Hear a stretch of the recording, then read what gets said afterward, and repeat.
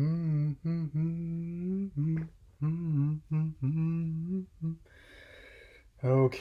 now that you've seen what might be my first of many new masks, which features me when Gravity Falls on it, let's talk about how the Ninja exclusive cover Ninjala. Oh boy, that's definitely been an interesting topic. Heck of a last day or so. How I've been looking forward to this game personally since I saw it unveiled held at E3 last year here, and the game, which is sort of like an ninjutsu flavored version of Splatoon, ARMS, and Battle Royale titles such as Fortnite and PlayerUnknown's Battlegrounds. Hounds was the product of Gung Ho Entertainment, a developer I've at least heard of but have not played that many titles with. I think the most I played was like the Super Mario Bros. Version of Puzzle and Dragons Egg and Z on 3DS. As the intent with the specific title was to give younger players something they could enjoy, as well as their parents and older ones as well, which I think at that as core as a concept is fine by me. Hey, of course, no one really expected that, this pandemic would mean that more people are staying inside and playing video games in their spare time, which is probably going to factor into a lot of what I'm talking about. But even that aside, I'm gonna try and conduct myself relatively even-handed, like to talk about what I liked about this experience and what I didn't. And you might say that I'm not mad, just kind of disappointed. With the experience, and but not for the reasons you might think. First things first, let's talk about what I liked. Like, obviously, hey, I definitely kind of like how stylized the visuals are. There is some influence from similar titles, like the ones I mentioned at the start of this video. But the style is clearly distinct enough that I can tell them apart when you put them together in a lineup. For me, it's definitely treads a fine line between the Japanese anime style and the Western cartoon style, which definitely you gotta maintain a nice balance between that. I mean, I definitely like the whole main hook of the game, where you have ninjutsu at your disposal,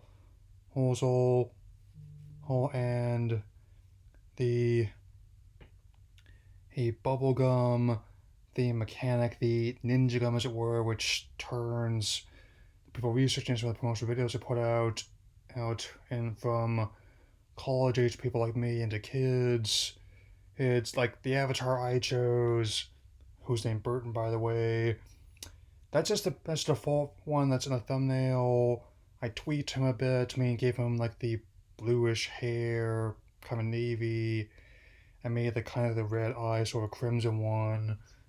And I'm not sure whether they'll be able to change their names or anything I want in the full version of the game, depending on whether or not you can. I think I might name mine similarly to how I name most of my other characters. Keep it there's tied to my Switch's username, but like with I could name him. I'm not torn whether I want to call him Hunter or Blake. And the gameplay itself is similar to pick up and play. I mostly did it's sparring a training simulator against the AI opponents as well as the drones, because those are two of the main ways you can score points in this one.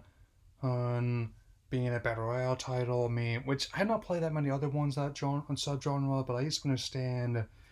And it's basically you have to who claw away the top. You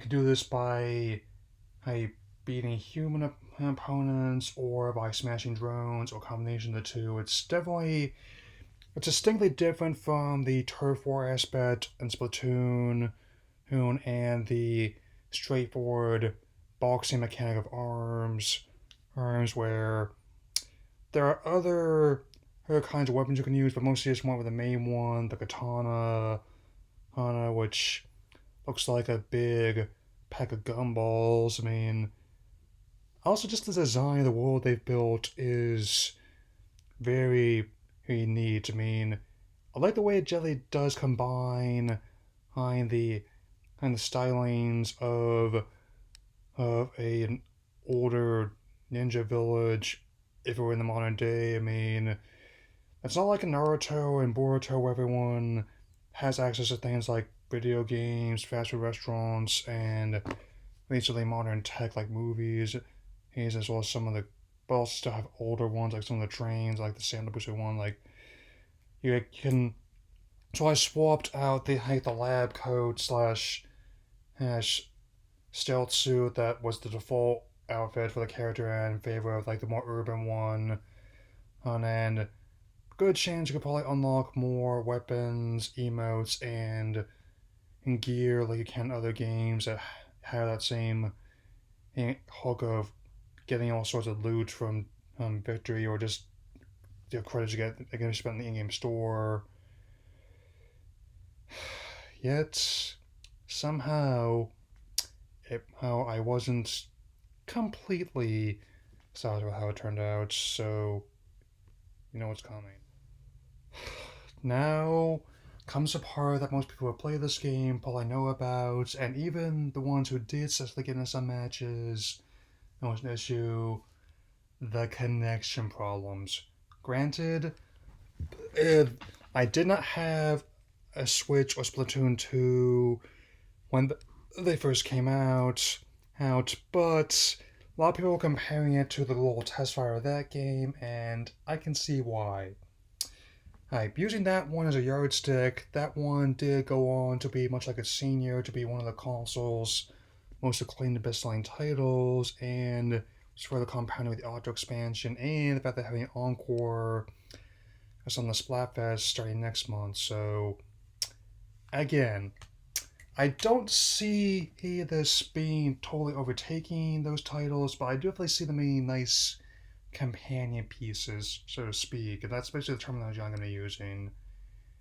But I'll admit that if the full game is going to be rolling out next month, that these are issues that will have to be addressed as over time, as Fortnite and PUBG, as well as other titles have been going for, like with Warframe and Apex Legends, or heck, even the case of the 2017 British Star Wars Battlefront 2, which had one of the most infamous launches as in recent history.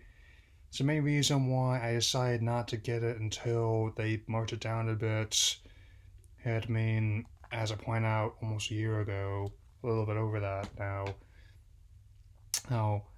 And they just now put out the last update with Guardian Scarif, but still. I also made sure it wasn't just me who was having this issue, but as I pointed out, maybe they underestimate how people will be interested in the game, which seems like a fair assumption to make given how the fact that you probably have an easier chance of getting into Studio 54 or American Idol with their notorious as history, then this game's lobby is definitely astonishing because had a different plan on this video initially, but I'm one of several people that never managed to get into a single multiplayer match during this period.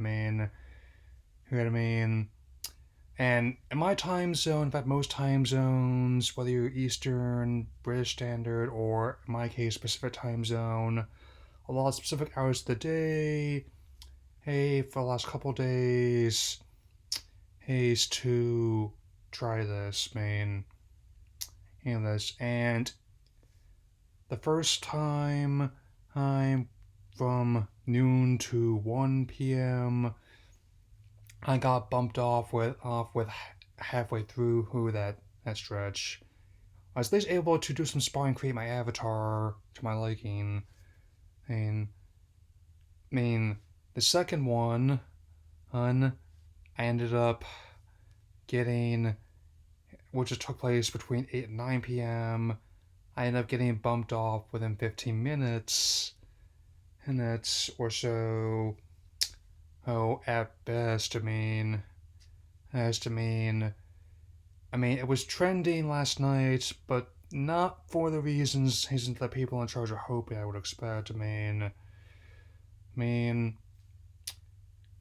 the third attempt, which I even set my iPhone alarm for dawn this morning to make sure I could try it, but lo and behold, I wasn't even able to get in that time. So basically at that point where they claimed they were bumping and that at 5 or 6 a.m. I just said to myself, screw it, I'll try this when the full game launches, and then I just went back to sleep.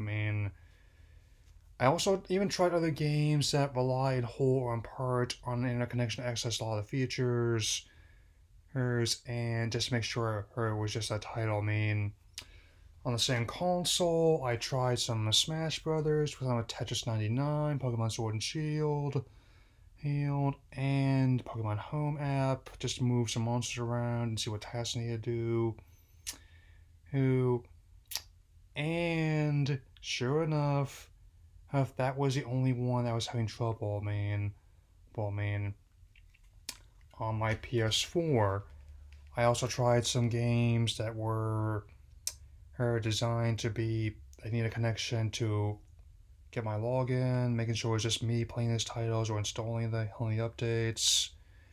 It's including the aforementioned Battlefront 2, whose scale update I was practicing for, or I tried some of my PSN titles, including Uncharted 4, which I also have the physical disc, which came on my console, in case something happens to the license.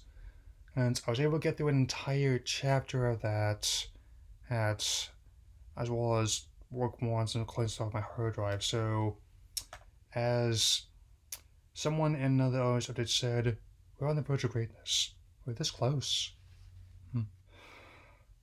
So, as you can imagine, I was kind of had mixed feelings about how the experience turned out. On one hand, I am still interested in playing the full game when it comes out in May. One other titles I'm looking into, so it'll at least be interesting to see how that happens. They can work this out with the server issues.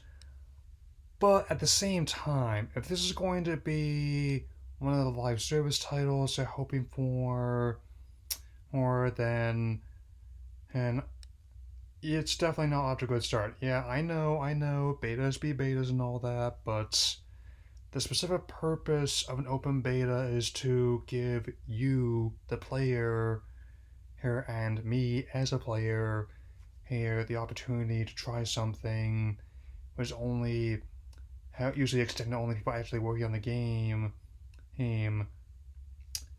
which, to be fair, is at least better than simply releasing a title which often has their glitch compilations also double as a try not to laugh challenge, like with WWE 2K20, to a point where the next main installment got cancelled in favor of a more arcade style spin-off, and Vault 76, which had an infamously memetically disastrous first year on the market, to the point when the new update just came out, it's now getting closer. It's not the worst pre-launch period I've seen. Personally, it certainly hasn't gained the same level of infamy as No Man's Sky. Or heck, even this Temtem one, which I'm not as interested in because I still think it looks like something I would have played on Dreamcast decades ago. But there is definitely room for improvement. I'm interested in seeing where this game goes. I don't want to underplay that. I also am at least glad that the developers, when I was half pointing out the issues as well as half jokingly tweeting Ninja's gifts at them. Um, that they seem to be at least be willing to listen to and take criticism as well as self-contention for the future, which is good when a developer acknowledges the issue but doesn't necessarily bend over backwards or hostile people, which is good.